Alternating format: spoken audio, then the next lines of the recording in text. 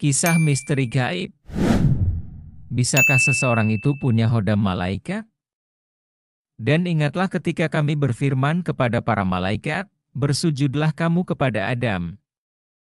Maka, mereka semua pun bersujud, kecuali iblis. Dia enggan dan menyombongkan diri, dan dia termasuk dalam golongan orang-orang kafir. Al-Baqarah 34.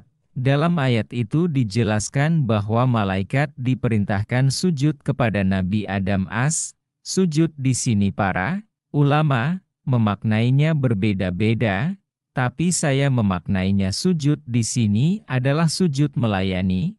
Allah memerintahkan malaikat agar taat melayani Adam dan anak cucu Adam. Memang kalau kita mau merenungkan, sebenarnya malaikat itu diciptakan untuk melayani manusia, dalam hal umum manusia. Itu sadar atau tidak sadar selalu dilayani malaikat yang menggiring mendung, meniupkan angin, menurunkan hujan, menggelindingkan matahari, menumbuhkan tanaman, menumbuhkan buah, dan menjadikannya matang. Itu mungkin masih tidak kita sadari, dan kita anggap sebagai kejadian alam, lalu malaikat mencatatkan amal kita. Dua malaikat selalu setiap mencatatkan amal kita, tanpa minta bayaran, tak pernah minta kertas, tak pernah minta tinta. Coba kalau tiap hari kita mencatat amal kita sendiri, berapa kertas kita habiskan? Malaikat maut siap mencabutkan nyawa kita ketika kita mati. Kita waktu lahir memanggil dukun kelahiran, tapi waktu mau mati kita tak usah memanggil dukun kematian.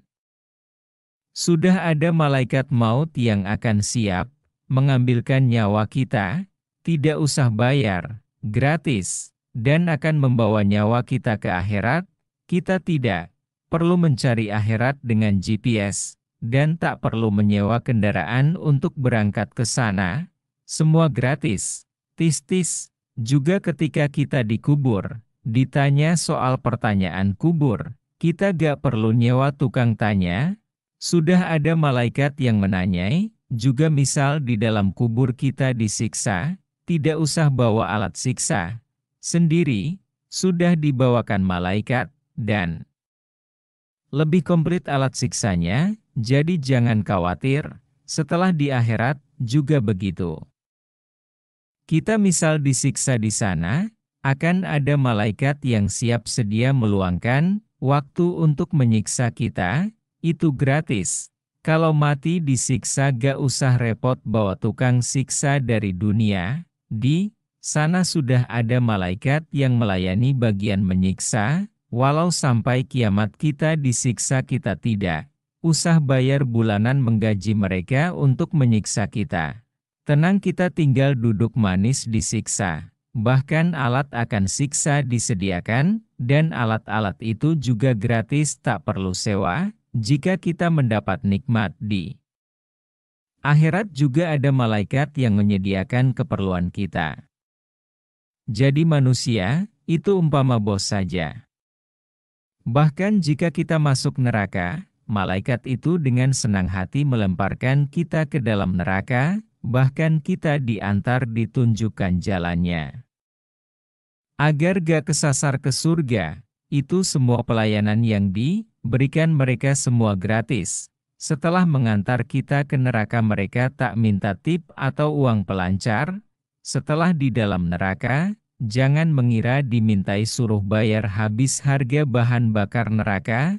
Santai, di neraka itu semua apinya disediakan untuk yang di sana, tak perlu bayar sewa. Misal di neraka, selamanya tinggal di situ, jangan khawatir.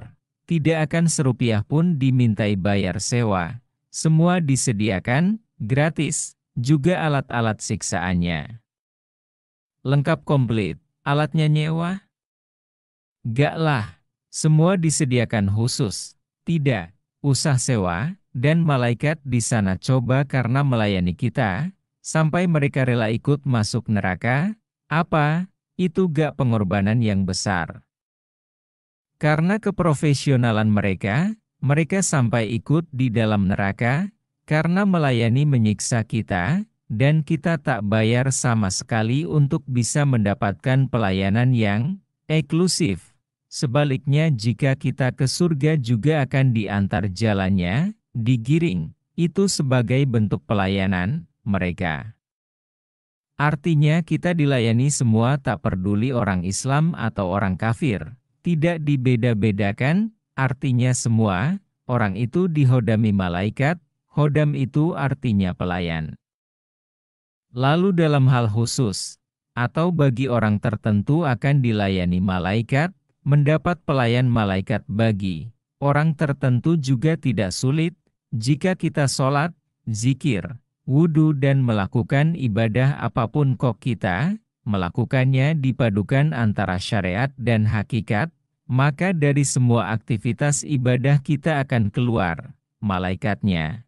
Keluar malaikatnya itu karena malaikat itu setelah ada perintah ibadah dari Allah kepada manusia, maka malaikat itu diciptakan dari cahaya ibadah manusia, ketika manusia beribadah dan keluar malaikat dari ibadahnya, malaikat-malaikat itu ke langit, jika sudah 10.000 malaikat keluar dari ibadah kita ke langit, menghadap Allah, maka kita akan mendapatkan malaikat satu pemberian Allah yang akan menempati pori-pori kita. Setiap 10.000 kita setoran, kita dapat satu, terus begitu, akhirnya kita mempunyai malaikat banyak di pori-pori. Jika masih di bawah 1 juta, namanya hikmah. Jika lebih dari 1 juta di bawah 1 miliar, namanya maunah, pertolongannya Allah. Jika sampai 1 miliar namanya karomah. Jadi 1 karomah itu terbentuk dari 1 miliar malaikat. Gunanya malaikat itu banyak, ketika menempati tubuh kita, sebagai pelindung, sebagai penyimpan ilmu.